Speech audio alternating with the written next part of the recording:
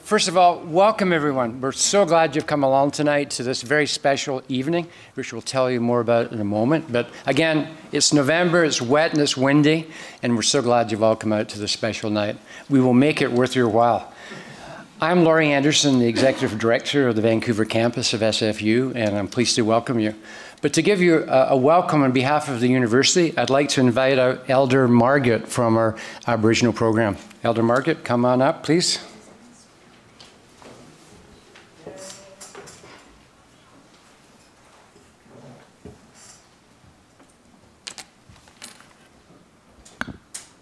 Good evening. Good evening. Good evening. Good evening. Thank you. I'm glad the wind didn't take your voice away. Don't we have a special time around this little place of ours? The wind, the rain, the snow. I couldn't sleep last night because everything was flying around my little community. We had this little dish that we keep out for the wild animals for water, and it went flying up the road, and my son went chasing after it in his slippers and come home soaking wet. But he says that this is our land. It's beautiful. So welcome to the territory of the Musqueam, Squamish, and Tsleil-Waututh, and welcome to this evening's event. Just to get you started, I will open with a short prayer. You may remain seated. Great Spirit, thank you for bringing us together this evening. Just guide us in the work that we're doing. Thanking our communities for allowing us to do the work we do, and thanking our families for allowing us to be with you. I ask Great Spirit just to bless each and every one of you, a very special blessing in your talents and the work that you do, all my relations.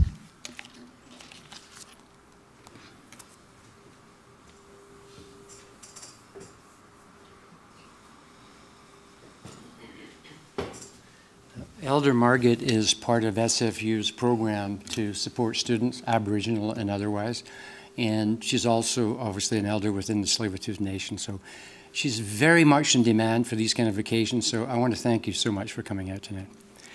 So, as I said, we have a great night planned for you, and we'll get more into the details on that. But to welcome me formally on behalf of the university and to introduce our guest speaker, I want to welcome up our Vice President of External Relations, Dr. Joanne Curry. Come on up, Joanne.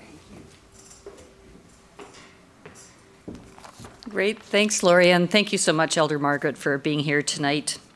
I'm so pleased to welcome you to a very special event, the launch of the SFU Vancouver event, Open Learning Week, The Future of Learning.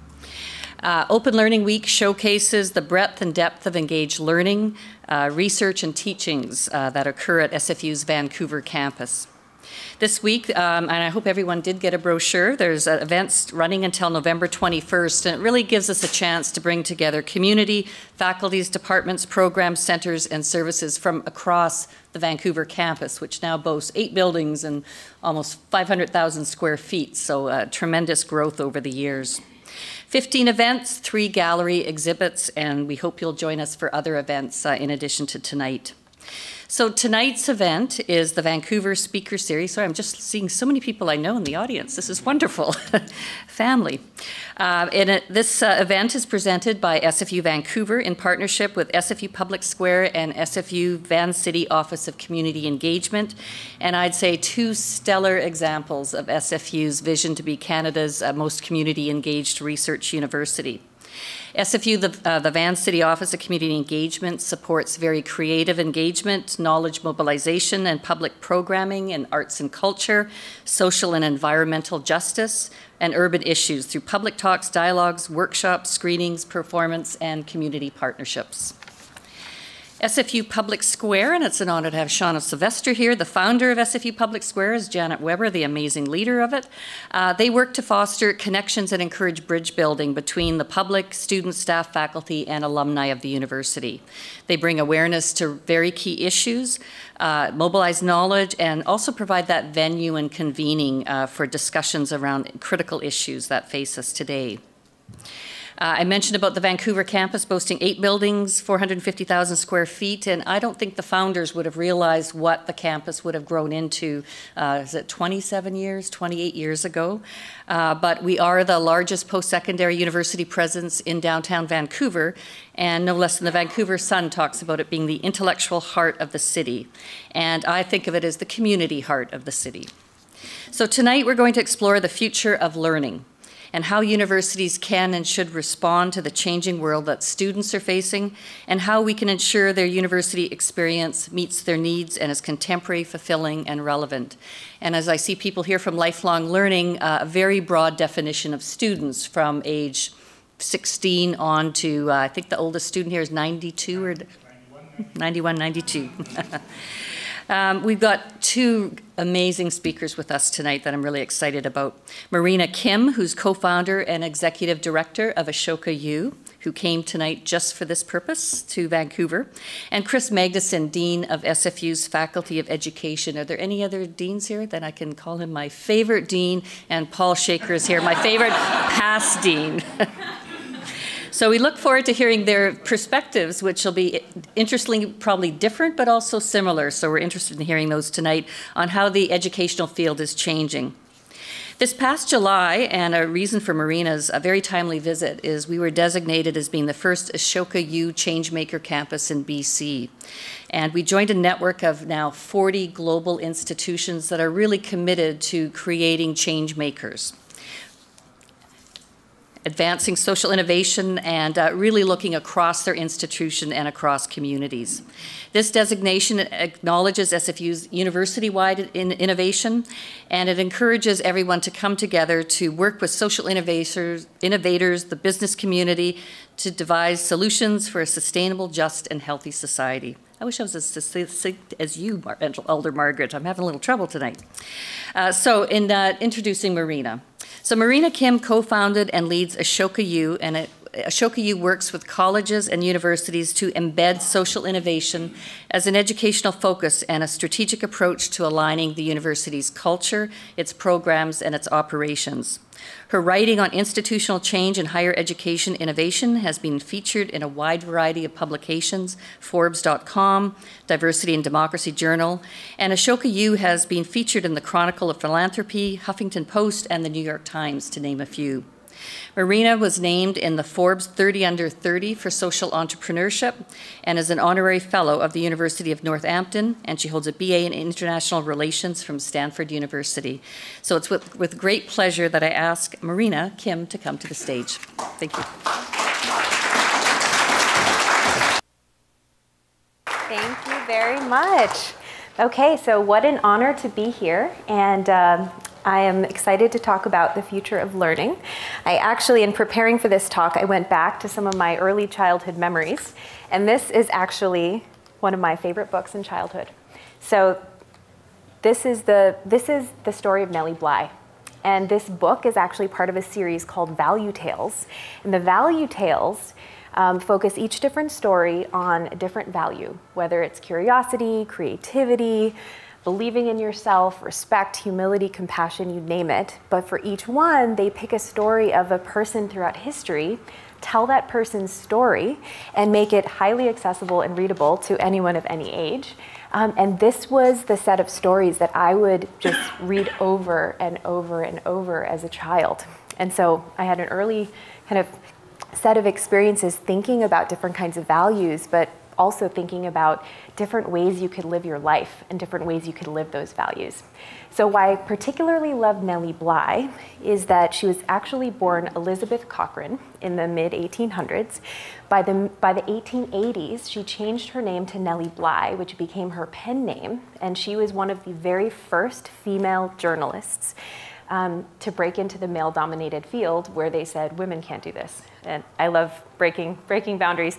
But one of the things she did that I found particularly interesting is that her reputation was built on going into places where people didn't want to go. So she went into mental health facilities, she went into women's prisons, she went into schools, she went into orphanages. She would actually get herself put into a lot of these places voluntarily to experience what it was like and then write exposés on them. So she actually raised awareness about corruption and human rights abuses happening all around people. And as a result, she changed many policies, and she raised a huge amount of consciousness around inhumane conditions. So anyway, she was a huge inspiration. I ended up writing my university application about her when I had to write about someone who inspired me and why they inspired me. And I said, I really want to figure out what I can do to leave a mark in the world. And so that's what I tried to figure out during my university experience. My first week, I learned about social innovation through hearing the story of a social entrepreneur. And what I particularly loved about social innovation is that it brings together different things that I am really excited about. Social change, and then entrepreneurship and strategic impact and business skills. So I wanted to put them all together. And I didn't know that was possible until I heard the social entrepreneur speak. So I was like, I think that's what I want to do with my life. I don't know how, I don't know what, but this is a great start to my higher education career. So I actually spent most of my time being a student leader on campus, getting involved, learning, volunteering in a lot of different ways, and seeing how all those different pieces fit together. So for the past decade, or 12 years actually, I've been at an organization called Ashoka. And Ashoka is a global community of changemakers. And we have a global network of over 3,500 Ashoka fellows who are leading social change leaders in a variety of different issues in over 90 countries around the world. What's exciting about Ashoka is that it started to be, a continuation from college, but where I actually was like, this is a home for me. Why is this? And it was because I didn't have any particular issue that I fit into. I was actually interested in being part of a community where every issue was important and where the meta issue was actually human development. And so when I thought about where do I fit, I actually fit in communities around human development to help everyone find their passion and figure out what issue they care about. So that's why I really care about higher education. So as part of the work I've been doing at Ashoka, I co-founded Ashoka U. You'll get to hear a little bit more about some of the campus partners that we work with. But we basically get to work with higher education innovators who are making ecosystems for learning better for students and communities all over the world. But the final thing I learned, in addition to the amazing experience working with Ashoka U, is that one of the methodologies Ashoka has is called the life history interview. And I have gotten to interview about 200 people through this. It's a methodology we use to identify the Ashoka fellows that we work with, but we also use it for staff. So I get to ask people for 2 hours, gosh, you're born and then what? Like what were your formative influences? How did your family influence you? What about your community? What about other kind of influences and mentors and people that shaped you? And then what happened? Like, how did you decide to focus on your studies? How did you pursue your professional path? And what's amazing is to just see all the patterns of how values and influences affect your behaviors and leadership decisions. And so as I put all this together and think about where the future of learning is, I'm kind of combining a lot of the experiences that I've had with Ashoka U and our network of, about 400 colleges and universities are in our broad global network. But as Joanne mentioned, we have just over 40 that are designated as changemaker campuses that are a really close-knit network of deep strategic partners. And so I've been able to work with this learning lab of higher education leaders to think about what is the future of learning. And so a lot of the insights I have are actually born out of the past decade of working with higher education leaders. So when I think about the future of learning, we have a few different elements. So Ashoka's vision is to create a world where everyone is a change maker. And in working with higher education, we're really thinking about what can we do to create a space that helps people thrive as change makers. And so when we think about what this change maker education looks like, which we think is absolutely imperative for the future of society and the world and communities, it all starts with a sense of purpose. Helping people see like what do they want to leave in terms of a mark on the world? So when I was thinking about what I wanted to do, and even before I got to college, what is it that drives you? What are the values you live by? But then how do you get the right skill sets? How do you get the mindsets? How do you get supported to practice becoming effective at learning and doing things in life? And then how can you be part of a learning environment that is aligned with values itself? And how can the institution that you're part of also walk the talk? And what is the purpose of the college or university that you're part of? And how is it trying to live its own values? So I'll go into depth into each of these, but this is my take on what the future of learning looks like.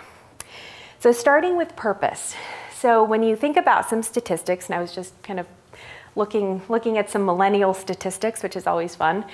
Two of the statistics that grabbed my attention were that in one case, it was a study by Bentley University, another related study by Clark University, both in 2014.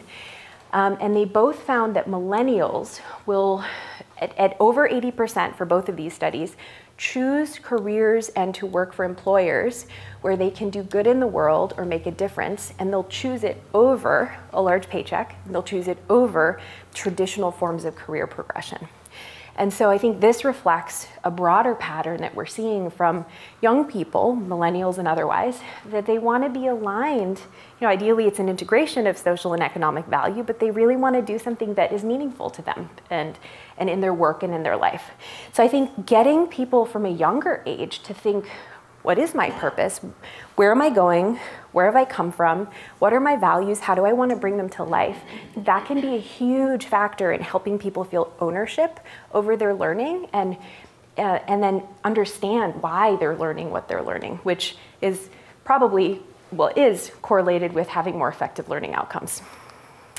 I wanted to tell a few stories about different organizations in the Ashoka network that work with purpose. And so the Future Project, I know some of you in the audience are with secondary schools. The Future Project is actually an Ashoka Fellow organization. It works with high schools that don't necessarily have the best graduation or retention rates. And in these schools, they give them a dream director. And the role of the dream director is to help coach and mentor and advise the students and ask them, what are your dreams? What do you want to do in life? What is your future? What do you want your future to be? And the more they actually pull out the answers to these questions, the more they help the students believe they could live these dreams, the more students care about learning, and the more students will graduate. And so it starting with a sense of purpose turns into a sense of direction and directed learning. And Global Citizen Year is actually another Ashoka Fellow organization. It's a gap year between high school and college. And the premise is that students have no idea what they want to do when they go to college or university. Why don't you give them some time to figure out who they are, what they care about, give them some exposure to global contexts and other kinds of cultures and communities. And during this year, do a huge amount of self-reflection, a huge amount of global cultural immersion, and help them understand that there's complexity in the world and that they have an identity that they're shaping.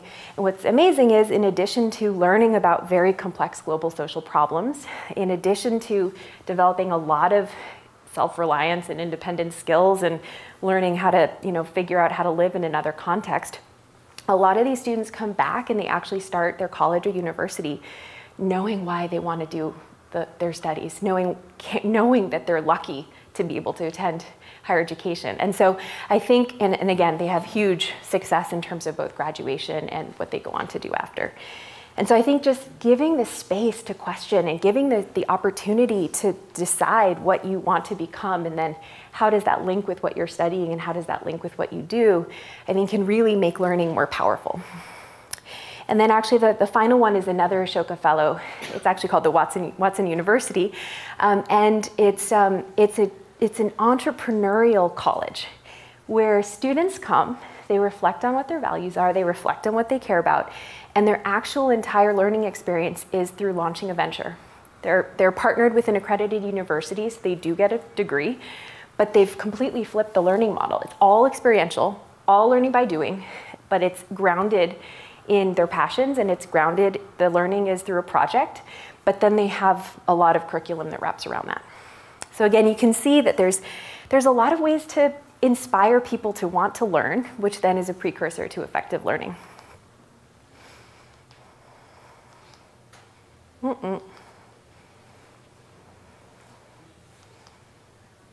Is it stuck? Okay, great. So it's great if you have your purpose, if you're lucky enough to figure it out before you figure out what you want to study. But how do you make sure that you're effective in actually pursuing your purpose? That's where we believe that having changemaker skills and building up an identity and actually practicing doing things that where you apply a lot of the learning is critical. And so in terms of what the changemaker skills are, it all starts with empathy. So no one makes any impact alone. First, you need to understand the context of the problem. You need to understand how to work with people who might be different to you. You need to learn how to work with teams. That builds into the skill of collaboration. That then also kind of builds into the more collaborative and you are, the more you're probably around different people. That's where creativity comes. That's where innovation comes. That's where new ideas come from. And then having in an educational context, the ability to practice systems thinking is really key. And so there's a lot of ways to make change, but really effective change doesn't just get at the surface of a social problem, it really gets at the root. So you really need to understand systems and say, if I do this, will this cause harm? If I do this, will this cause this other problem? And really learn that things are complex. There's human systems, there's environmental systems, and every issue that you want to work with is part of a complex system. So the more effective you are understanding and learning those systems, the more you can actually be effective at making change. Okay, so there's a caveat in all of this. And this is something that Ashoka is personally grappling with right now. And that is that Ashoka has the vision of a world where everyone is a change maker. Now, when you actually take that word everyone, there is an equity, inclusion, and diversity element. How do we actually make it accessible to everyone? How do we, as educators, make sure that we're not just preaching to the choir, people who already see themselves as leaders, people who already feel comfortable making change? How do we think about an education system that is actually bringing people in and bringing people up so that they feel confident and empowered to be leaders of change? And so there's also just making sure that we're taking into account this isn't just for certain disciplines over others. Let's be inclusive and collaborative in how we think about making this democratized. Is just something I kind of like to throw out there because we're really struggling with this, even as Ashoka, and trying to make sure that our entire community of change makers and social entrepreneurs is as reflective of society as it can be. And then here's some Ashoka Fellows. What I wanted to do is paint a picture in a couple different directions. And that is that Ashoka Fellows are people who've been working on particular social issues for many years, in some cases decades. They've, in many cases, dedicated their lives to advancing very complex social problems, from human rights to environmental sustainability to fighting poverty to very entrenched, very deep, complex social problems. There isn't a quick fix. But when you're educating young change makers, it's a little intimidating thinking about, oh my gosh, how do we learn from these amazing social entrepreneurs who are the pinnacle of the profession? And what I love to do is actually imagine these folks when they were 15. And what's interesting is that when you look at the people who become, some of the most sophisticated change makers and really making it their profession and doing it for decades, they've just had more practice. So as we think about, and one of the kind of points that we get as we've interviewed all these Ashoka Fellows, all of them happen to have an early experience, usually in their teenage years or in their college years, where they saw a problem, they did something about it, and it may not have fully worked, but it worked enough to say, I can do something, I can contribute, I have the permission to do something that my parents never thought I could do, my teachers never thought I can do. This is really cool. So how do I do this again? So what's amazing is, just like musical instruments, just like languages, just like dancing, or any kind of athletics, change making is a skill you can learn, you can practice. You start small, you start with a little problem, and then as you become more practiced and advanced, you can take on more complex, entrenched, big problems, and you can really understand how to build the right kind of team to address them successfully. So I wanted to tell a story of a student changemaker. Actually, this is a student who's just recently graduated, and she has I think, a fairly common story, not too dissimilar from mine, actually, where she came to her college experience, her university. She went to University of San Diego, one of our changemaker campuses. And she was like, I want to do something in the world. I don't know what, I don't know how, I don't know when, but I'm sure I'll figure it out in my college experience. And she lucked out because in one of her very first weeks in her first year, they were hosting Changemaker Week. And in Changemaker Week, not too dissimilar from the week that SFU is hosting right now, many events happen, many fascinating topics get raised, and students learn about all the different ways they can plug in to make a difference. And they get to meet people with like-minded values, and they get to meet faculty who can teach them, and they can meet the community that can become their tribe. And so Charlotte, got plugged in. She met some of the student leaders that she ended up joining the leadership team of within her first year, and she ended up taking the classes, and she ended up organizing the events, and she took on and stepped into leadership roles and was excited, and one thing leads to another. One of the activities that she took on as this kind of ecosystem started getting built was a social entrepreneur that had a model called My Story. And My Story is a methodology for storytelling about reflecting on your own story. What does this mean for who I am and who I'm becoming?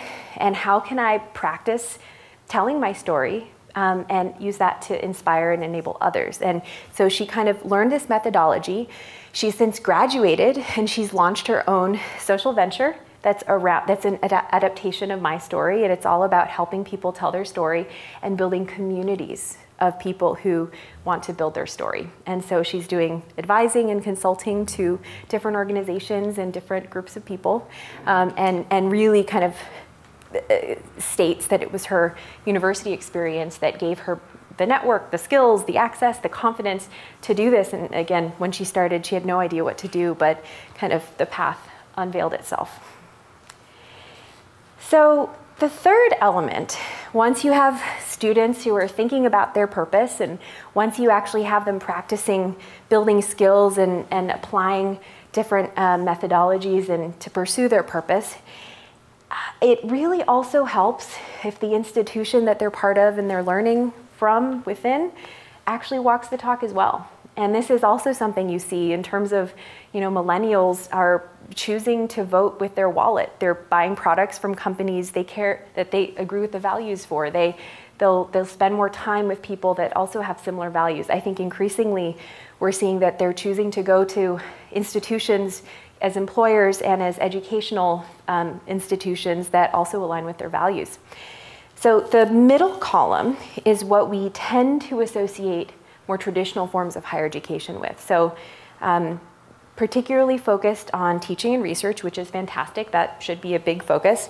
But also it has some structures that can be hierarchical. Also disciplines can get siloed, and the culture of change tends to be quite slow. And there's a lot of rigidity built into the system.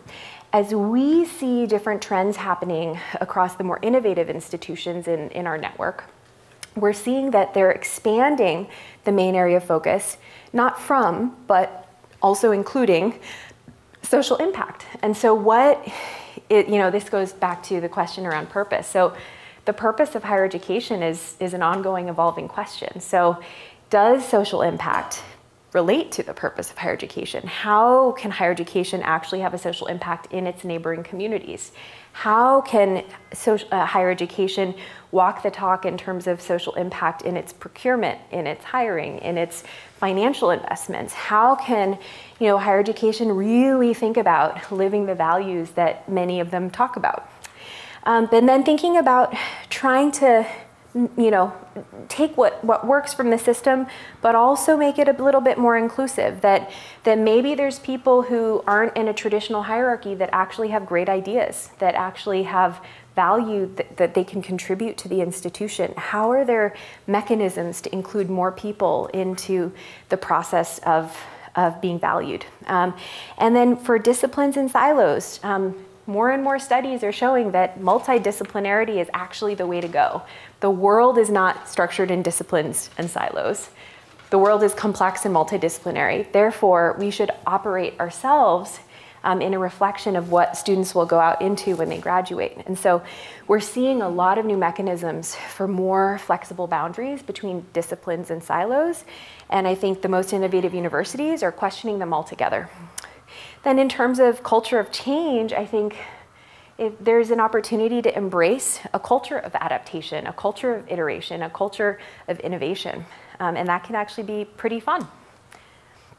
I wanted to paint a picture of a specific institution that has taken on some pretty pioneering elements of what I just talked about. And the University of Northampton is about an hour outside of London. They, about the past 5 to 8 years, have been undergoing a pretty massive strategic overhaul. It started with a rethinking of the strategic plan. The strategic plan set out a series of strategic pillars, most of which are anchored around what they call changemaker challenges. And these are actual issues they want to measurably make a difference in their region as a function of operating as an educational institution. And then they're building from the strategic plan, it's a grand vision of how the institution operates as a change-making institution. They're then aligning performance incentives for the deans and the faculty to be part of contributing to social change across these major pillars of changemaker challenges that they're talking about. They've also been undergoing a curriculum redesign. So the past several years, they've been rethinking what learning outcomes actually make sense. And many of them are aligned with 21st century skills, but also huge overlap with changemaker outcomes. And so they've been rethinking and going through a process of looking at their outcomes, and they're about to start implementing a process of building that into and across their entire curriculum.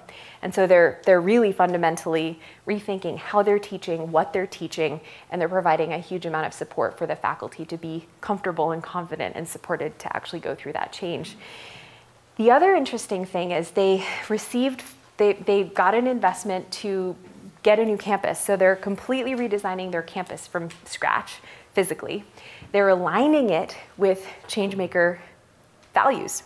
So they're eliminating lecture halls, pretty dramatic. They're designing everything to be collaborative, innovative, inclusive, creative. So everything is seminar-based or project-based learning. Faculty, this is the real radical one, will no longer have private offices, and they will all have co-working spaces where they will be next door to other faculty from other disciplines that they might not usually speak to, and also next door to students. And the president is right there next to everybody as well. So really it's trying to think through how can physical space enhance the culture that they want to design for, and how can physical space live the values. And so again, they've been very lucky that they, I think, created these opportunities for strategic redesign, but they also have been able to build it into processes that were already happening. And then last but not least, they've recently been awarded a Social Enterprise Gold Mark for their social procurement practices, which is one of the most cutting edge in Europe.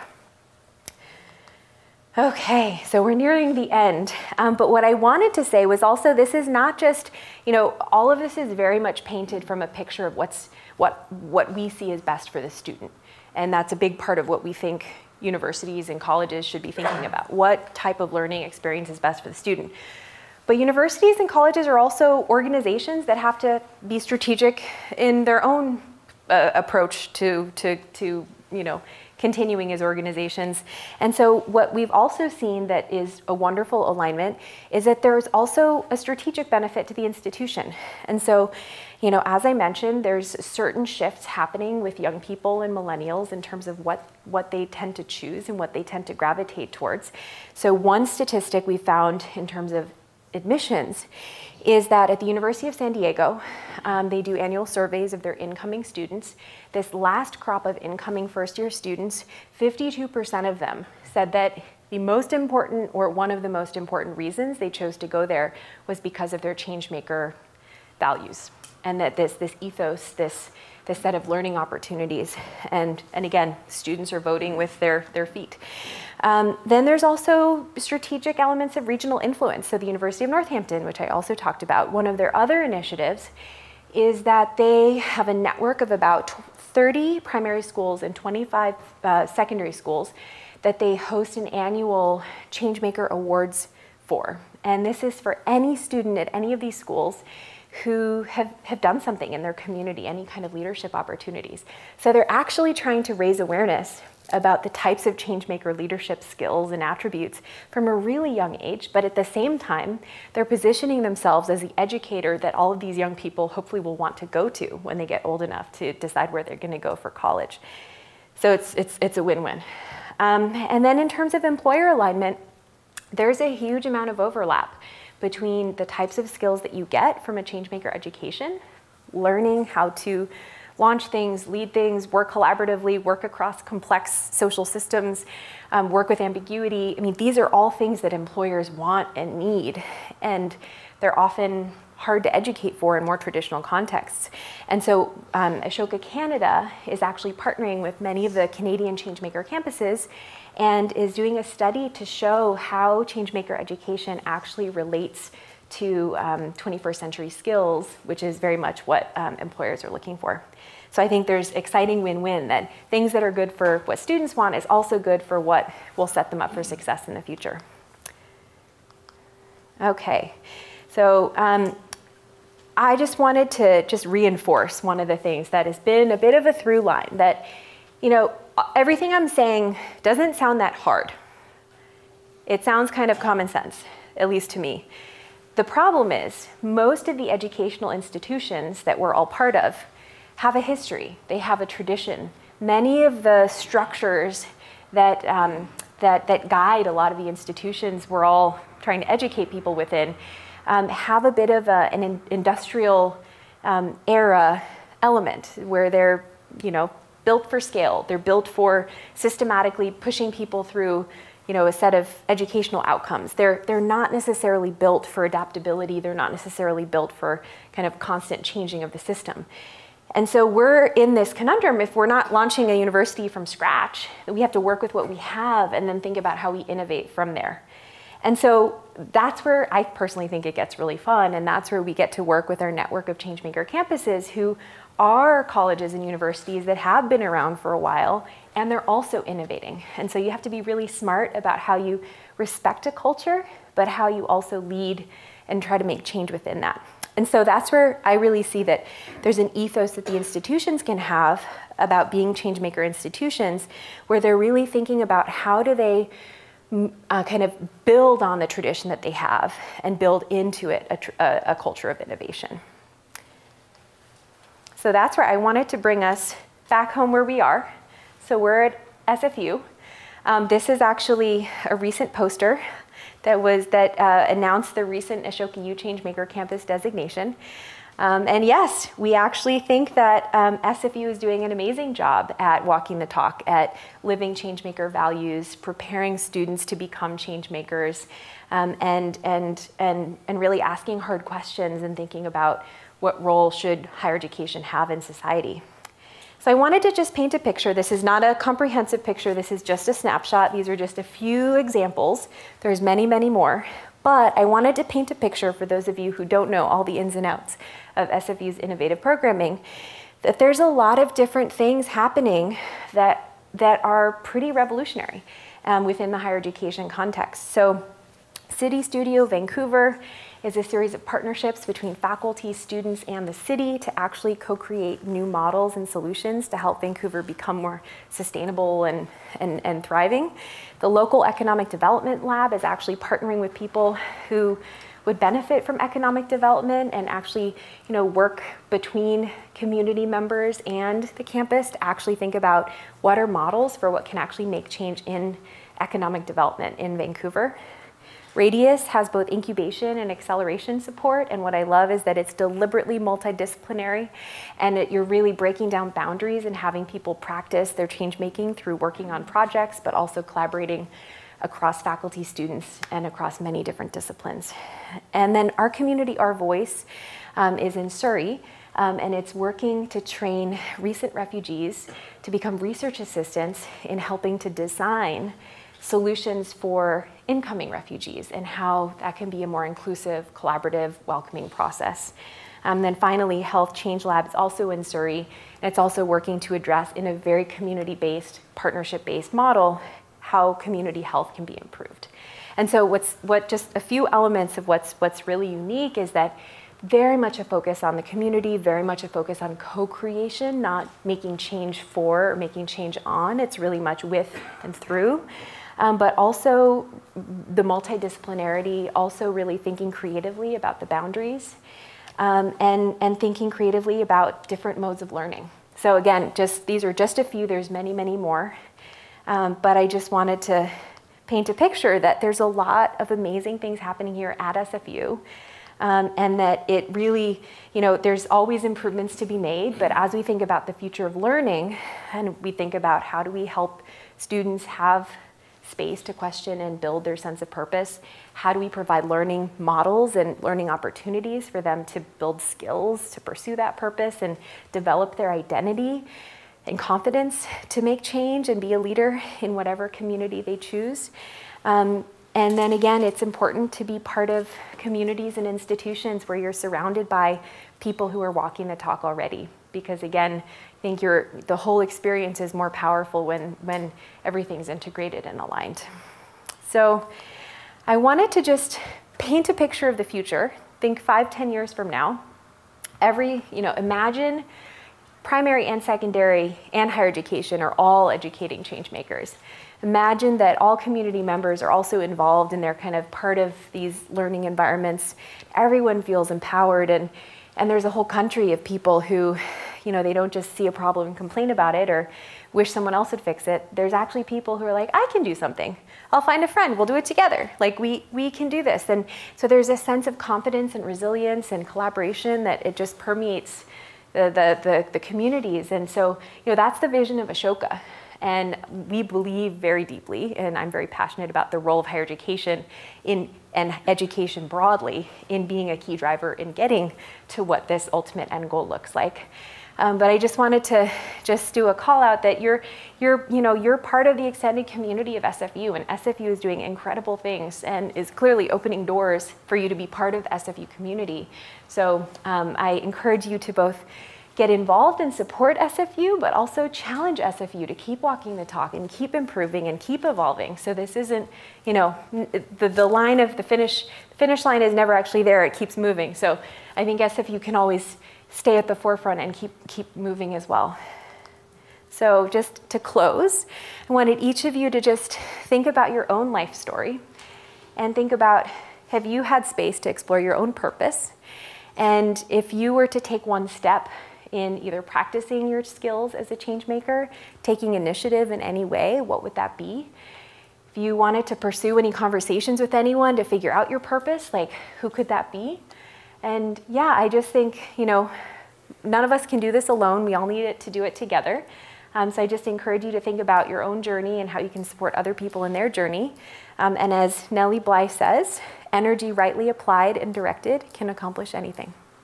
Thank you.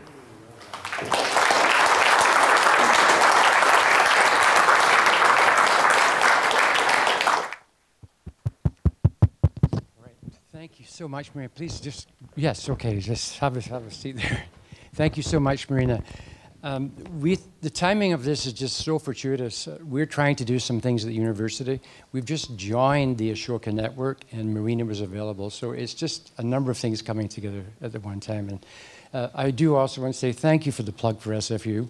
Could you please tell them we didn't ask for that? You just put that in yourself.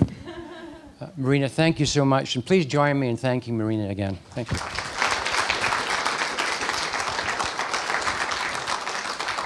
So let me go through the rest of the evening for you. It breaks down into 3 parts. In a moment, we're going to ask up our other speaker tonight, Kris Magnusson from our Faculty of Education, who I'll introduce in a moment. And then Kris is just going to sort of a setup, if you will, for a question or a fireside chat, minus the fireplace. We should maybe put a little fire on here. We should get these guys to put in that fireplace you have so you can have a fireside chat. And Marina and Kris will talk about back and forth a few questions, particularly through the lens that Kris has as the Dean of the Faculty of Education, who is actively involved in the preparation of teachers for this 21st century learning that we're trying to get to. And then after that, we're turning it over to you. And the idea there is we'll have microphones and any questions you have. And we've got, how many of you are students in the room? Okay, how many of you are K-12 school administrators? Okay, so we get people here like that as well. How many of you are faculty at the university, any university? All right, and how many of you head of programs or involved in the staff at the university in some way? All right, so we've got a whole cross-section here, and you may have your own particular questions depending from where you're situated or the lens you have. So that's how we'll round up the evening, and we're going to start with that. So let me briefly introduce Kris, who will come up and set this up. In your handout, there's a longer, well, actually a brief overview of Kris's accomplishments in his role. But let me just tell you that he's been the Dean of the Faculty of Education at the university for almost 9 years now. And in addition to doing that job, Kris has taken on a number of leadership roles. One of them is outside the university, where he's chaired or co-chaired significant associations or councils or committees dealing with key issues. One of them, internationalization, and one of them, a role that we discussed over dinner is central to the change in education, how we assess students, the role of assessment, and Kris has been a leader in that. Within the university, Kris has been not only the person who runs the Faculty of Education, but is also a co-chair of SFU's Aboriginal Reconciliation Council, which is a very critical part of the future of the university. And he also is leading the charge as we change our teacher preparation program. Some of you know that as PDP, or Professional Development Program, which is just undergoing a massive overhaul, and Kris may talk about that as well. So to provide that, this setup, as he likes to call it, please welcome Kris Magnusson.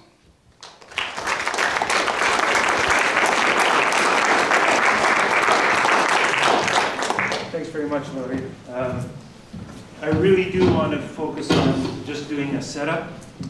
If you ask me what I think about the future of learning, I need 62 years to tell you about that, because that's how long I've been thinking about that and working in that. So I thought that might even be too long for your extreme patience. And what I thought I'd do is simply name what I think two of the major transformations in learning that we're going to see, and in learning structures.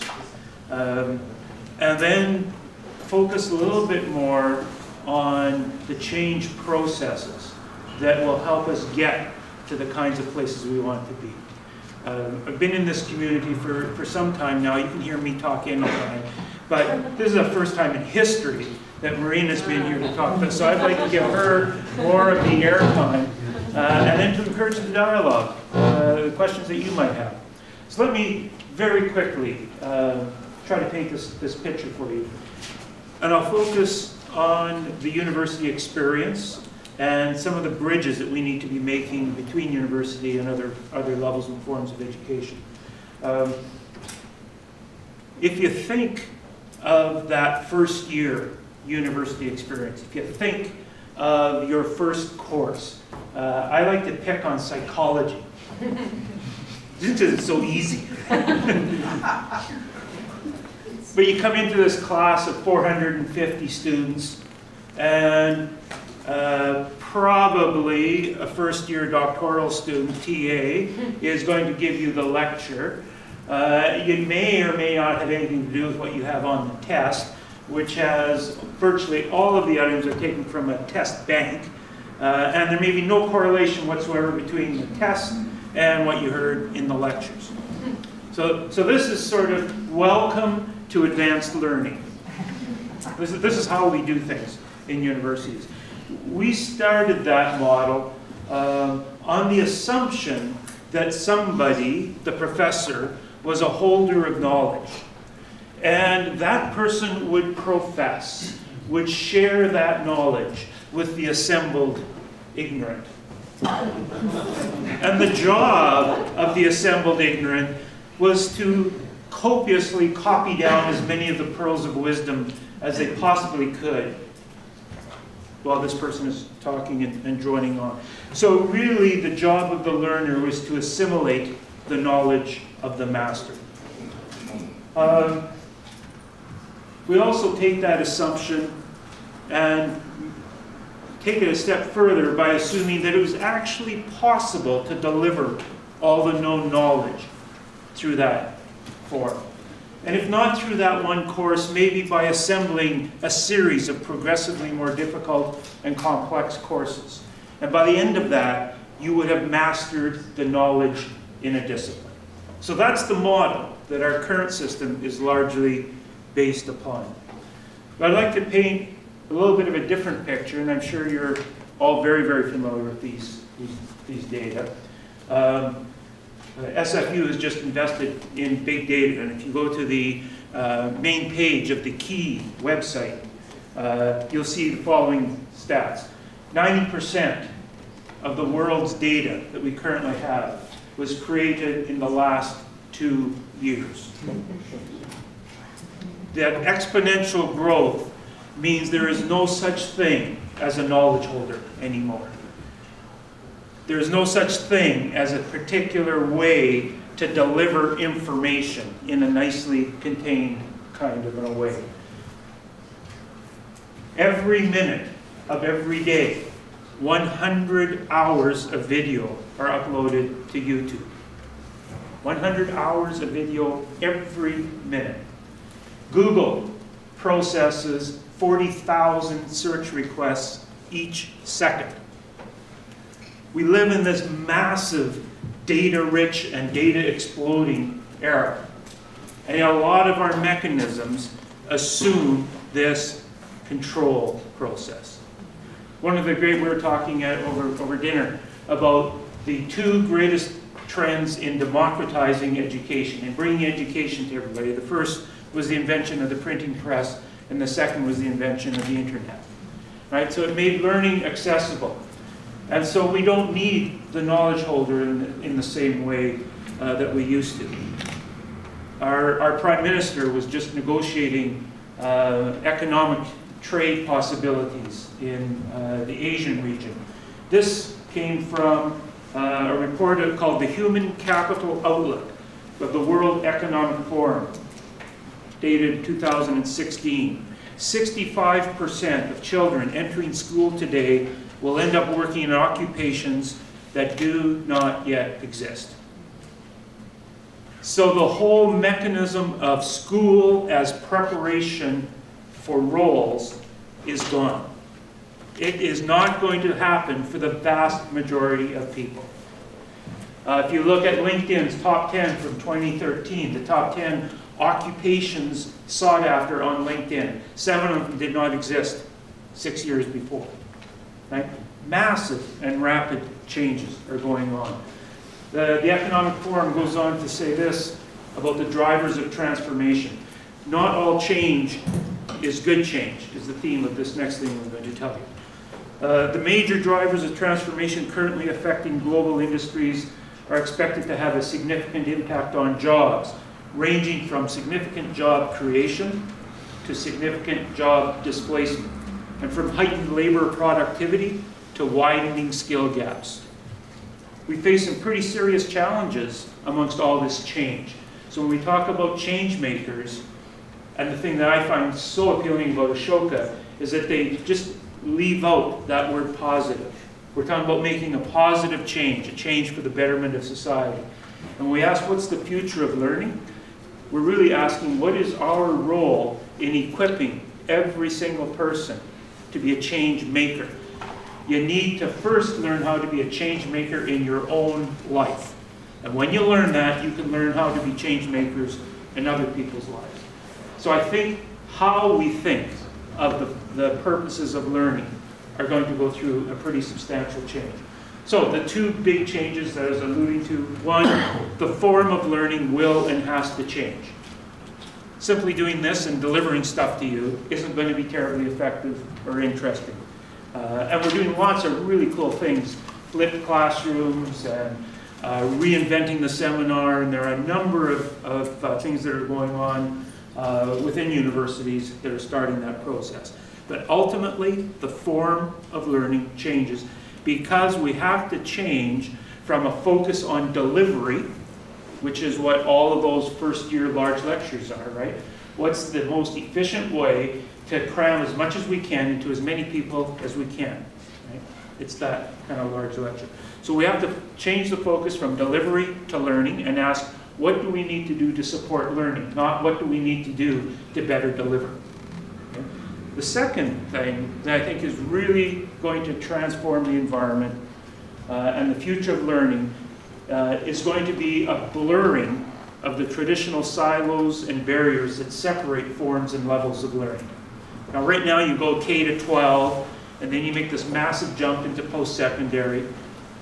As Marina was saying, within universities you have these silos where you never get this cross-fertilization, and we act as if people actually did things in the real world that used only that, excuse me, that knowledge. We know that doesn't happen.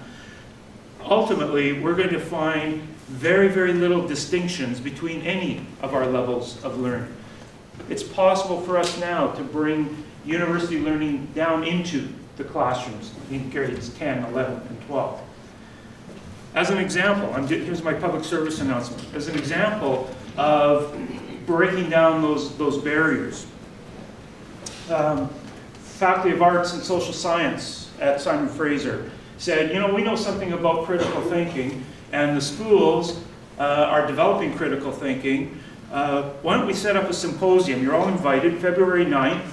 A symposium will be held to take a look at how can the changes in BC's school curriculum inform and better prepare how universities respond to their teaching. In other words, what can universities learn by the changes going on in the K-12 curriculum? And the second question, which is terrifying most high school teachers right now, when they're told you have to measure something called critical thinking, you have to document changes in critical thinking. Well, what can we do as philosophers and critical thinkers who've been measuring this stuff for some time? How can we bring those skill sets into the K-12 curriculum? So this blurring of the boundaries, this meeting together rather than blaming each other for the deficiencies, like we used to do in universities all the time, right? If only those high school teachers would teach these people how to write, we wouldn't have to do it, right? So we've got to get rid of that notion of those boundaries. Those 5 critical, or probably 6 critical competencies that we're seeing emphasized through K-12, creative thinking, critical thinking, communication, personal awareness, social responsibility, and positive personal and cultural identity. Those are the cross-curricular competencies. Now they're taking root in K-12. We've always said we develop those at the university, but we've never ever measured that we do those things. All we've measured is your performance in that first year psychology class. And so there will be some, I think, fundamental changes coming in. So let's talk about that change process a bit, and that's where I want to really grill Marina a bit. So I invite you up to here, and while you're coming up, the most natural thing to start talking about when we talk change is physics, right? That's the first thing you said, when are you going to talk physics, right? Well, here's what I'm talking physics right now. I believe that we can apply principles of physics to large-scale organizational change. First principle of physics is inertia.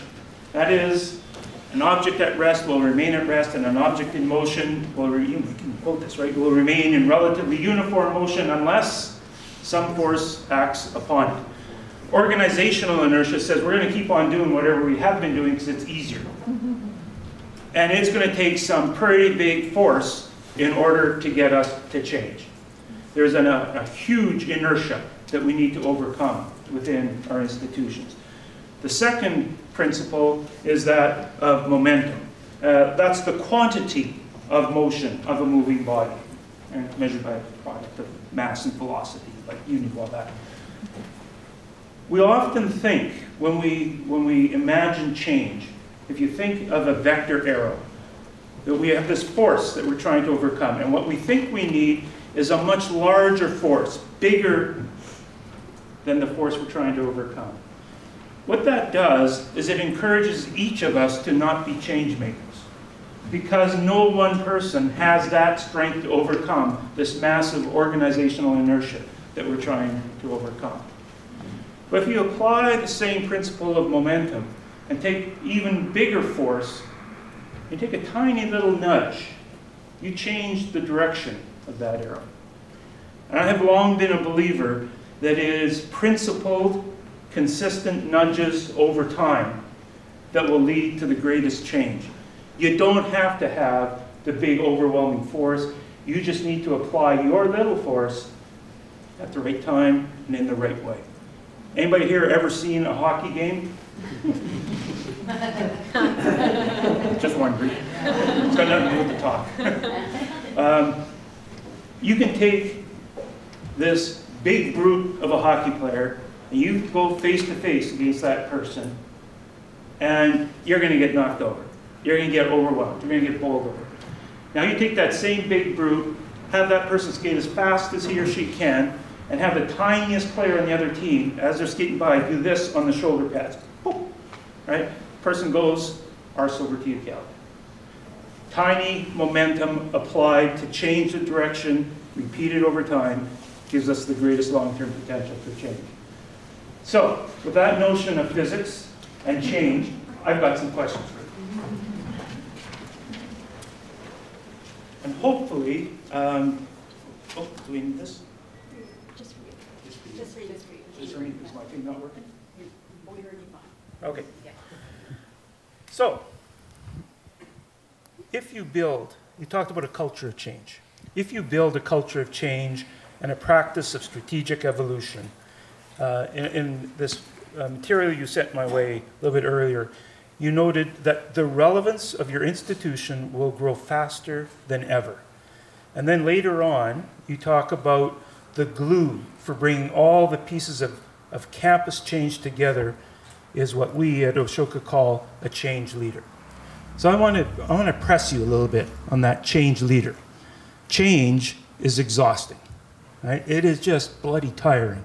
It takes great energy to continuously be pressing for different directions and different responses. A university is organized around the principle of slow evolutionary change.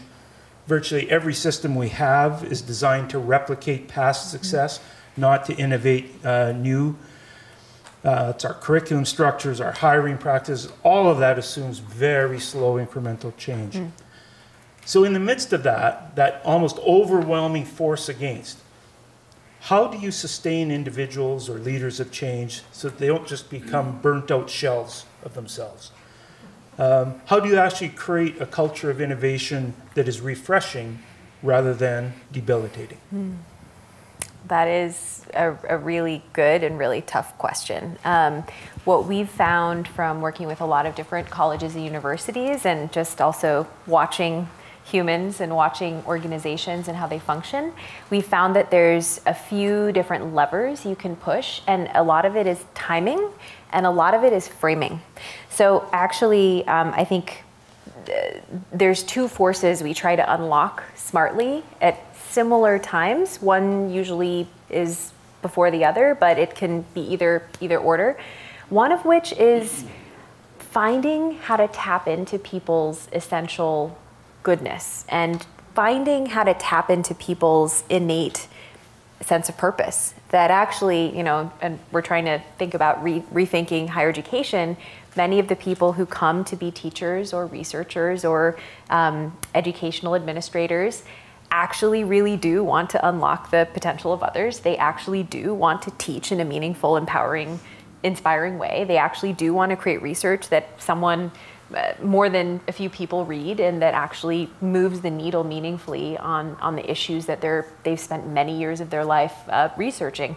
And so when you actually get back at why people got into this in the first place and you start helping to unlock that, most of the time they've been in a system that has killed all their initial instincts. And so part of it is kind of warming that up again and helping people believe that they might be able to act on that. And then if you think about basic human nature, autonomy, creativity, and legacy are elements that every single person wants to have.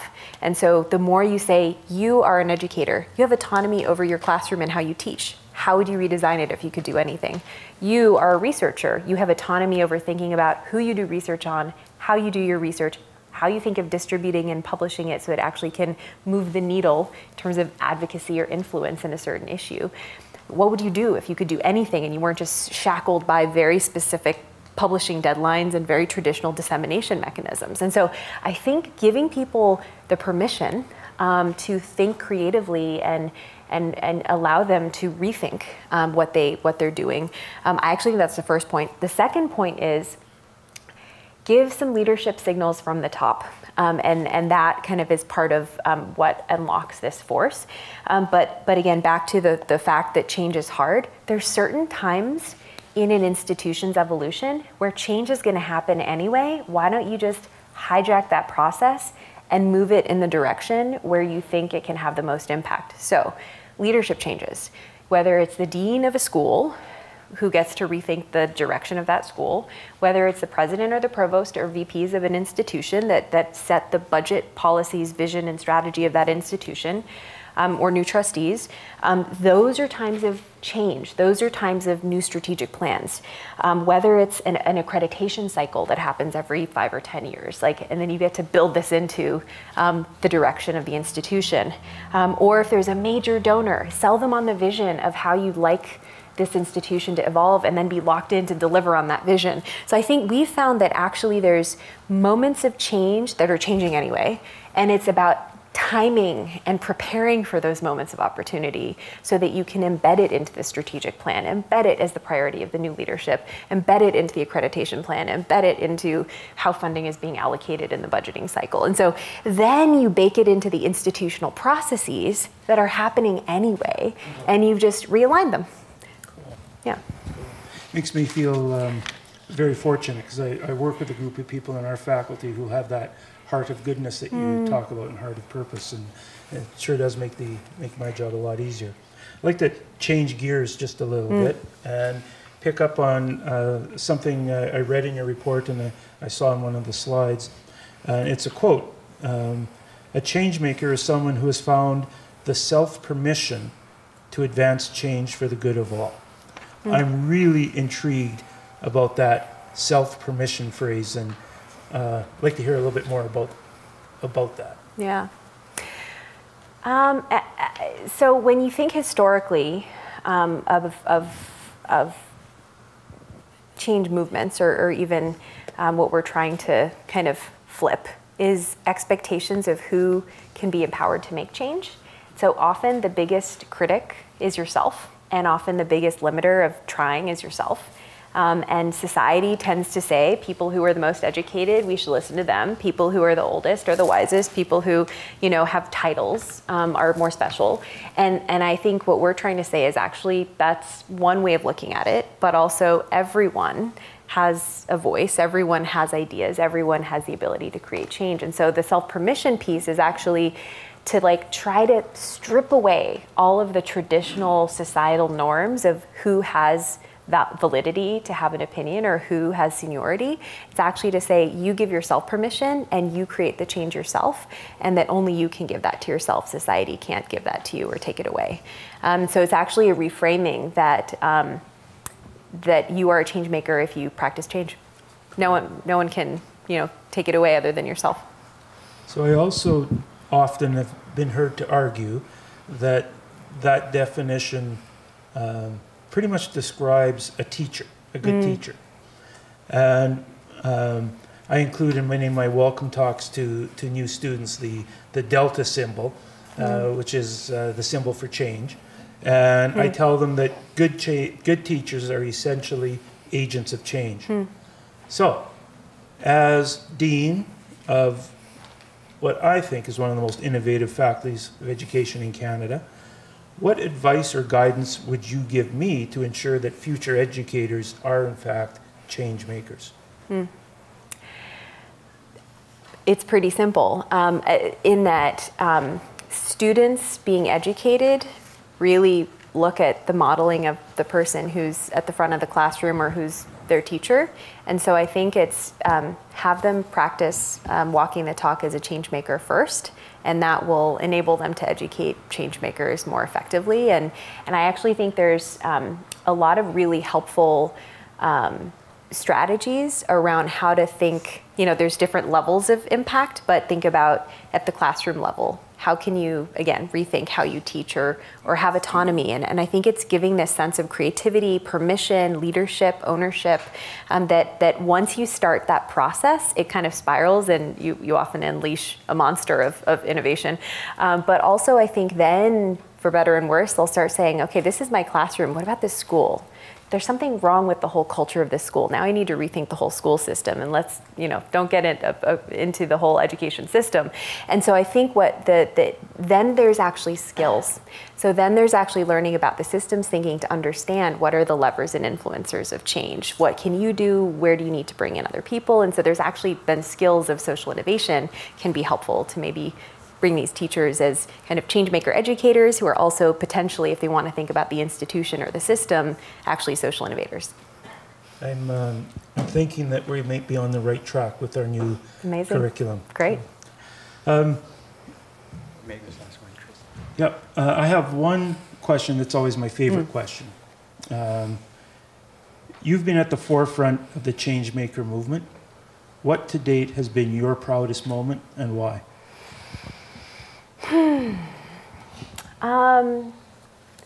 This is going to sound counterintuitive, and it also relates to one of your previous questions, but my proudest moment to date has actually been when I got burned out and had to take a sabbatical and took a few months off and spent time rethinking my purpose and like, gosh, this work is really hard. Changing higher ed is really slow. And all of this, you know, the theory and the practice and all of it, you know, it's actually tiring. And it's, you know, and what's interesting is I actually used that time, and actually it was the first time since Ashoka you had started, it was about 6 years in, that I actually had time to rethink about my purpose. The good news is for at least the work and for me, it reaffirmed my purpose. And it actually allowed me to have this space and a new perspective. I got to integrate all that I'd learned and accept all the challenges and rethink what I wanted to do. But to me, it's also kind of been able to talk about being burned out. I got to encourage my team members and networks to think about how to prevent it and how to manage it. I'm thinking about what does this mean in terms of educating people who are going to go into, you know, work that's really hard and slow and, you know, will take a lot of energy. And so Ashoka actually has a well-being initiative because most social entrepreneurs and social innovators, turns out all of them burn out. So I think there's actually a consciousness shift that's happening about how do you do this work in a way that's actually sustainable for you personally, in a way that brings you joy and wellness. And so I think what's good is that I've been able to kind of bring that integration in, and I think it's strengthened my work. And the moment that I'm most proud of that hasn't happened yet is that I'm nurturing a baby changemaker and already thinking about maternity leave and how all of that will happen. And what's really amazing, and I think this is a result of being burned out, I had to let go. I had to give up control. I had to say, I can't do everything. You've just like let go of so much weight that you put on yourself. And what's amazing is I'm excited. Like I was terrified of having kids because I couldn't abandon the work. But now I'm excited because I feel so confident that the team is so strong and that I'm at a point emotionally where I've grown enough that I'm letting go of control. And so, I don't know, I feel like I'm proud that it's kind of signposted my personal development that have been a function of the professional growth and impact. Thank you. Yeah. Thank you both very much.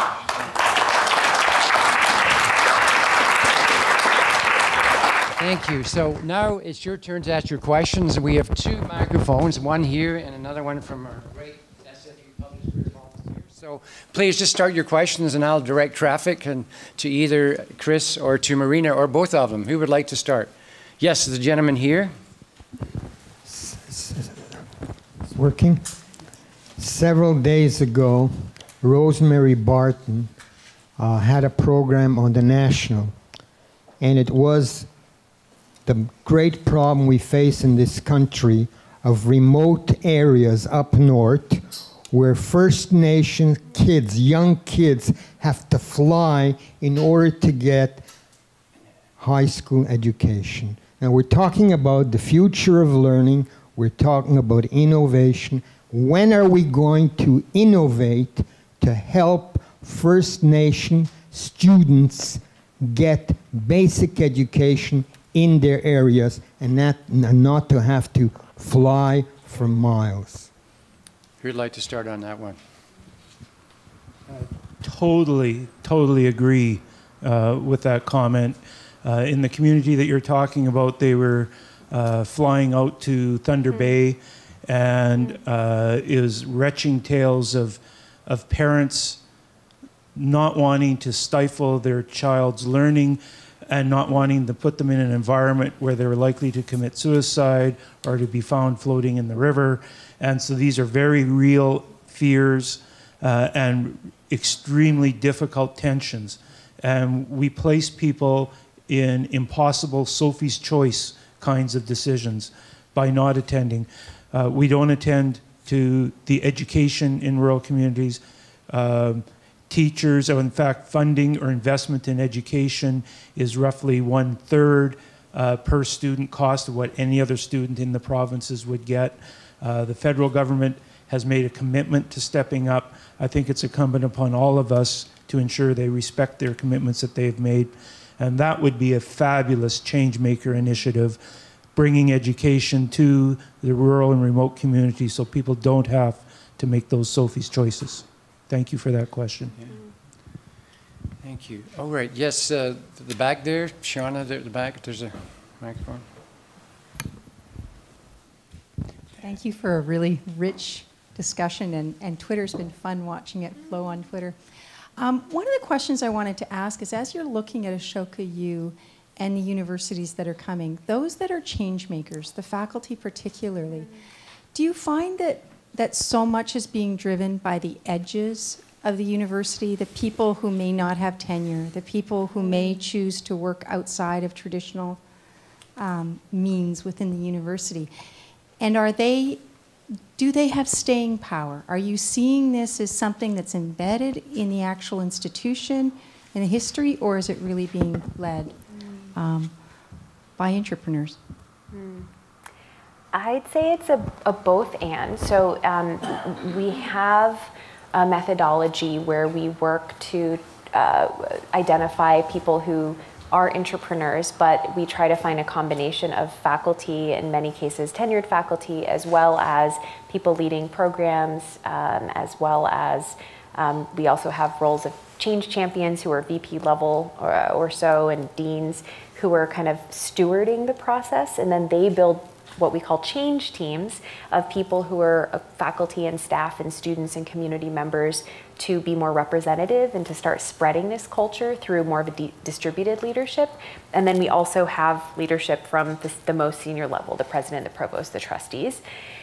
It's a process. And so what's interesting is a lot of the changemaker campuses, because we require dedicated roles that are mandated to have a campus-wide focus, where the big part of that role is building buy-in across faculty and staff, and also working with kind of senior administrators to embed it into the strategic planning processes, embed it into policies and budgets and staffing and whatnot.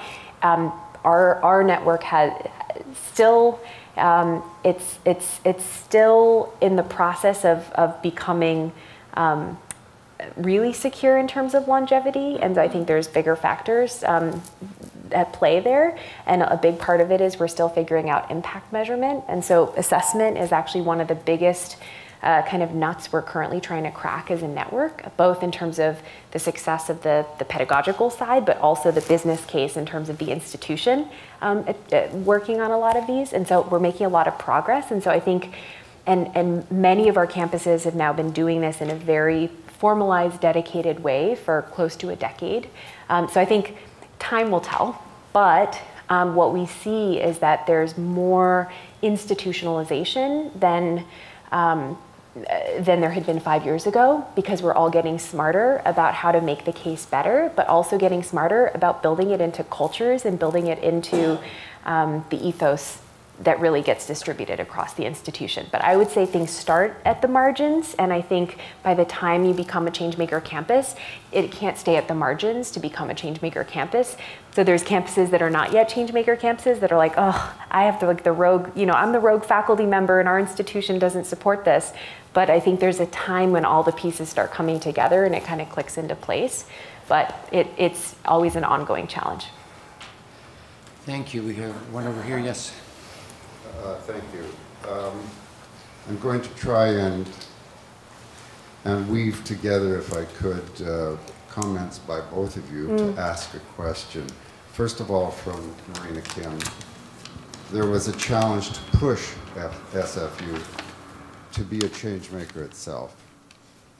And then Kris suggested that the form of learning will change and the purpose of learning will change. That being the case, I'd like to issue a challenge to SFU in meeting the changing demands of our social landscape. Primarily, I believe that possibly the single biggest change in the social landscape is the demographic change. And I am sick of hearing about millennials. I am sick about hearing challenges of educating children. What about the challenges of catering to the single largest and the fastest growing demographic in our population now? SFU has done a pretty good job in their continuing ed department, the 55+ program.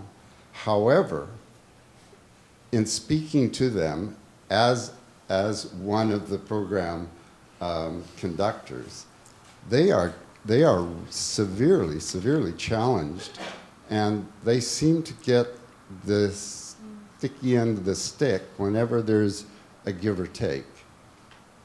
What is going to be done about the problem is that the entire dynamic of learning for older adults changes. It becomes one not of education and training, it becomes one of continuous novel learning.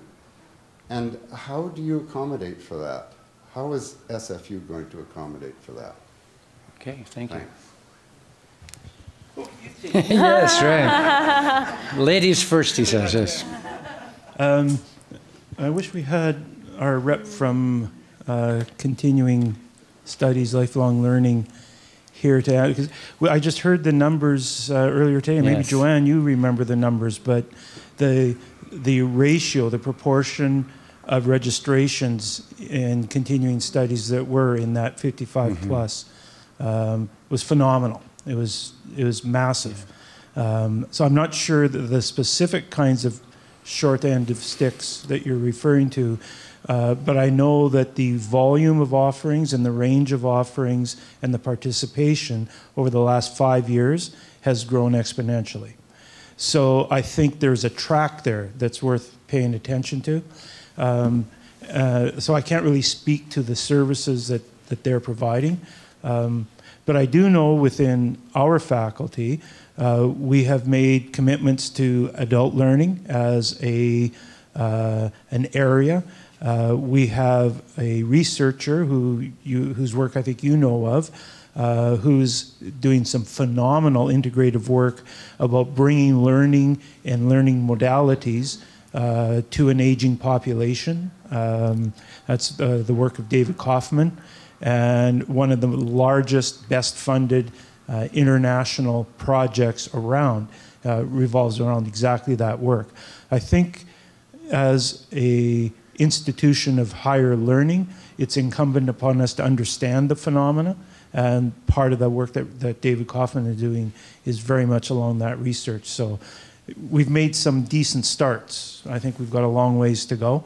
I think there's another part to that question, and that is when we talk about lifelong learning, which is how the continuing studies school was changed.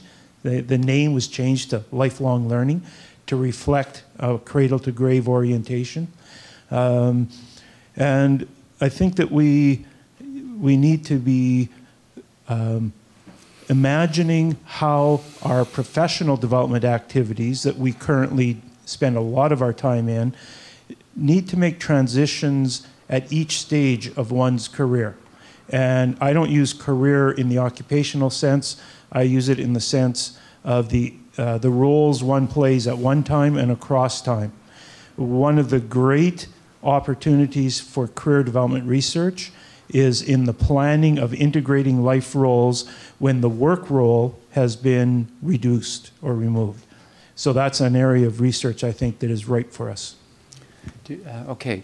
We have other questions ready? Yes, the gentleman in the back first, and then you'll be next after that. Yes, the fellow with the hat. Yes, thank you.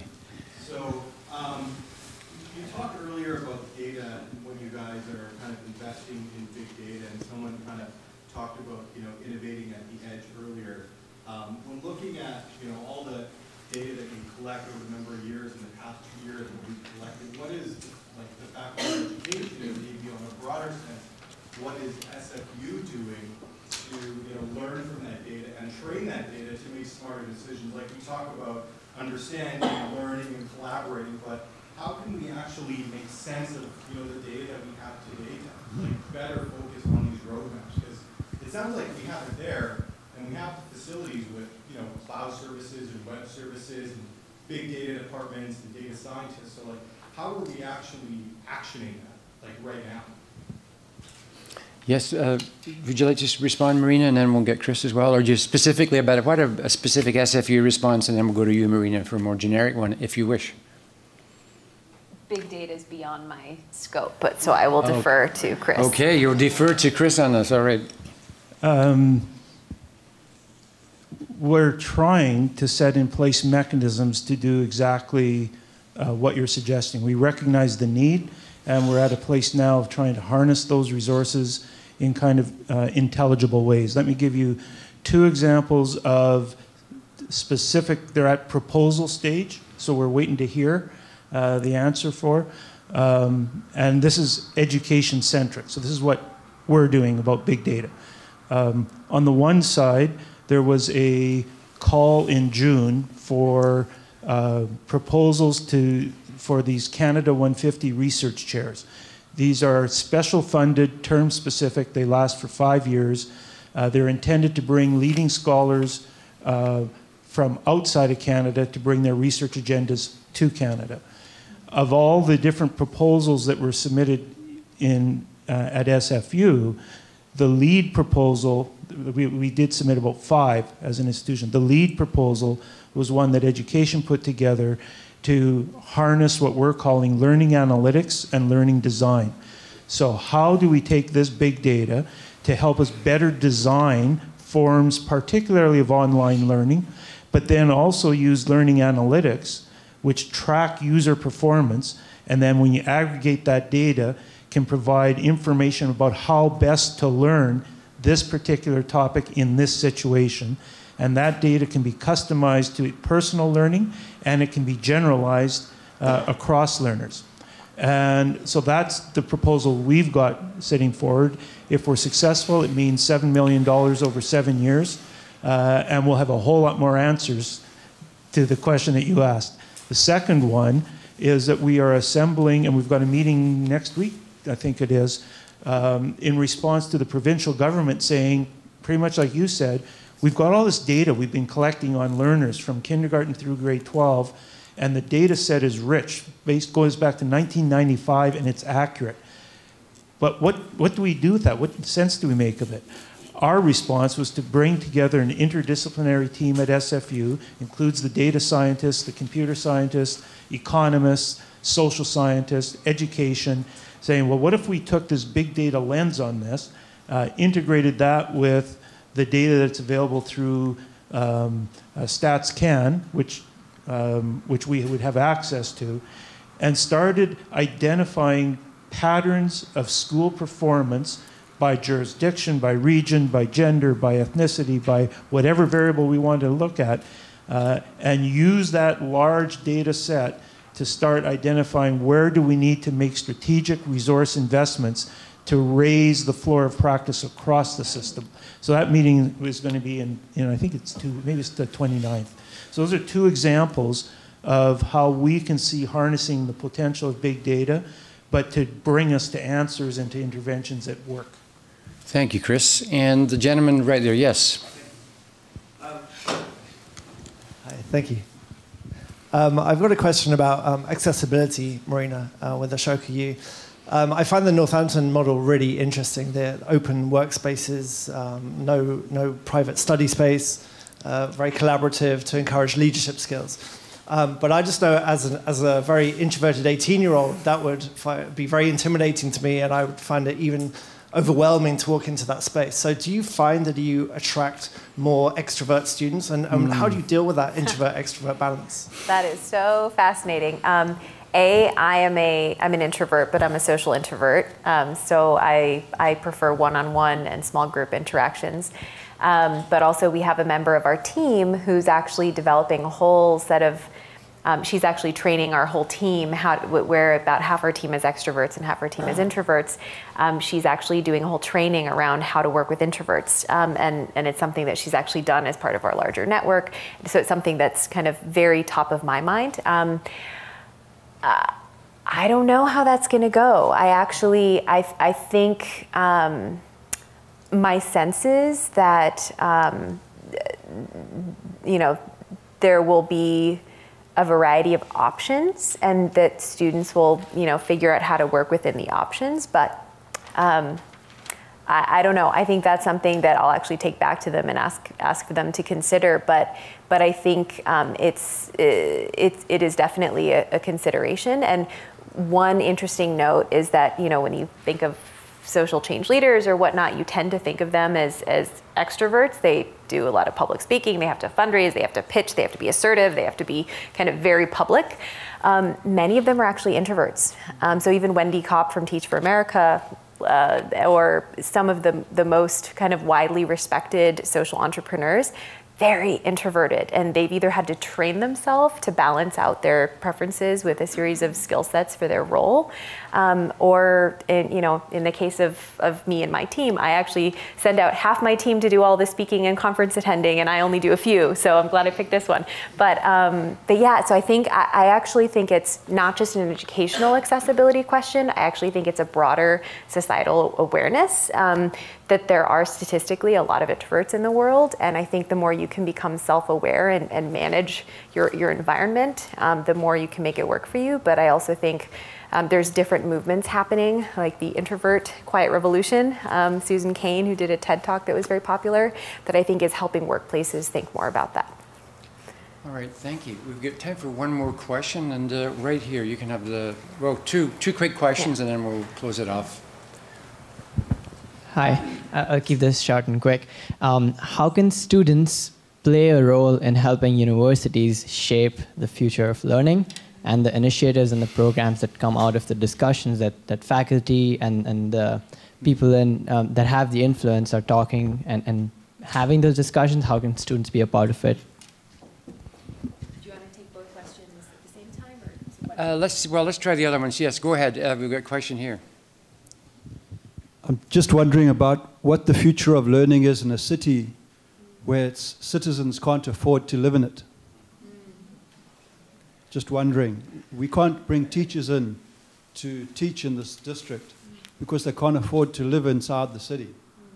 So I'm just wondering if there's any thoughts around that, the systemic nature of those intersections.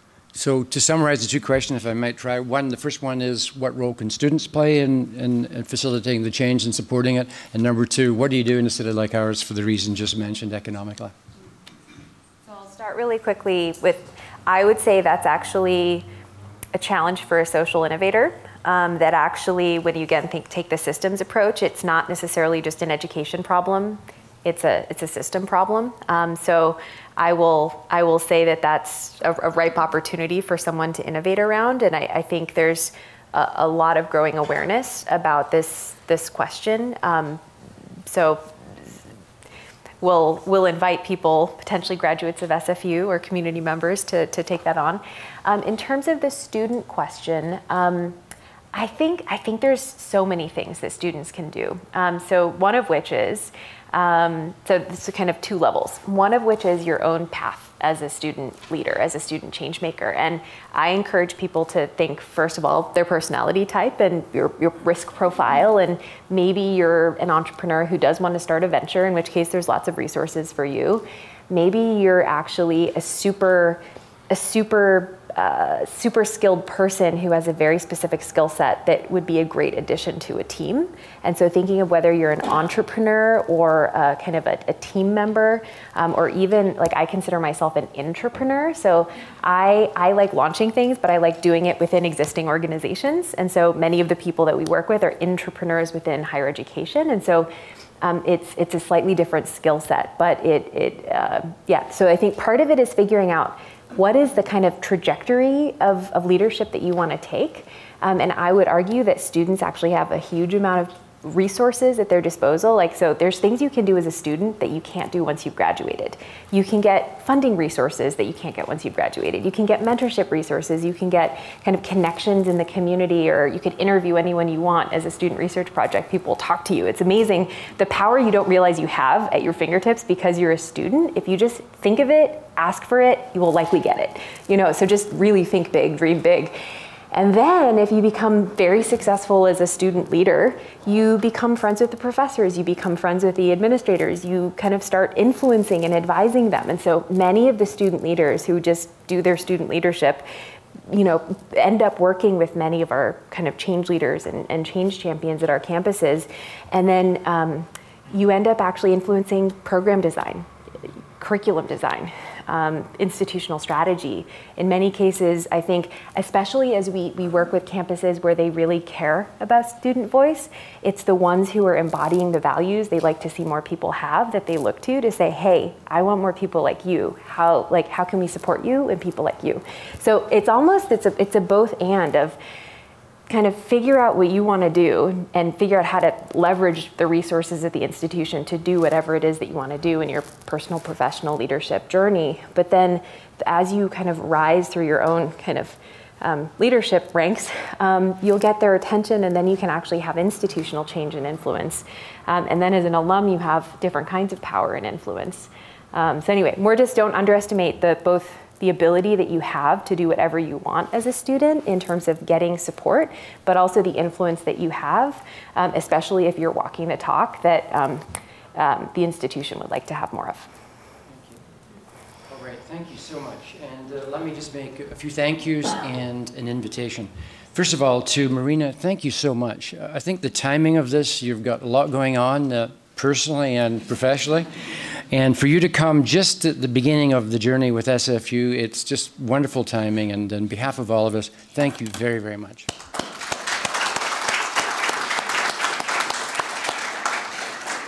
Kris does a lot of talking with teachers, with administrators, and with trustees and so on. And this is a particularly busy week for him, in addition to his regular gig. So Kris, thank you so much for taking the time and sharing your wisdom and experience. Thank you.